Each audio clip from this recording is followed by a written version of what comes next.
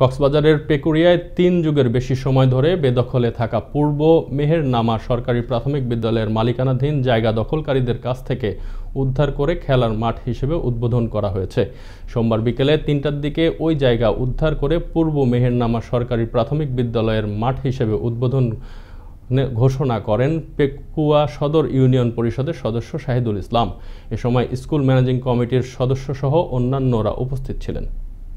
এই জায়গাগান একান অন্য কিয়া দখলত আছিল আরা ছোট তুলতে এত বড় ঈদে আজিয়া প্রায় ৩০-৪০ বছর পর্যন্ত একান খেলার মাঠ ন দেখি ন ভাই আরা তো অন্য এলাকাত যাই এর খেলা পরে আল্লাহ দিলে একান খেলার মাঠে গিয়ে এই খেলার মাঠের মধ্যে আল্লাহ দিলে আর মেম্বারে বহুত বছর বাদে একান খেলার মাঠ উদ্ধার করে গিয়ে যারা জায়গা দিয়েছিল মূলত ওরাই অবৈধভাবে দখলদার হিসেবে আছে।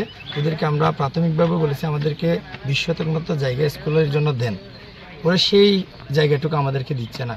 তো এই সর্বশেষ বিগত মাসে আমরা এই বিষয়ে আলাপ করার পরে আমরা এই জায়গায় প্রতিষ্ঠান থেকে এবং আমাদের ব্যক্তিগত ফান্ড থেকে খরচ করে আমরা এই জায়গাটা ভরাট করেছি। এটা একটা পুকুরের মতো ছিল, সেটা আমরা ভরাট করেছি এবং পিছনে কিছু জায়গা আছে প্রতিষ্ঠানের জন্য, সেখান থেকে আমাদের কিছু জায়গা প্রয়োজন হয়েছে বিদায় আমরা এই জায়গাটাকে বাউন্ডারি দিয়েছি।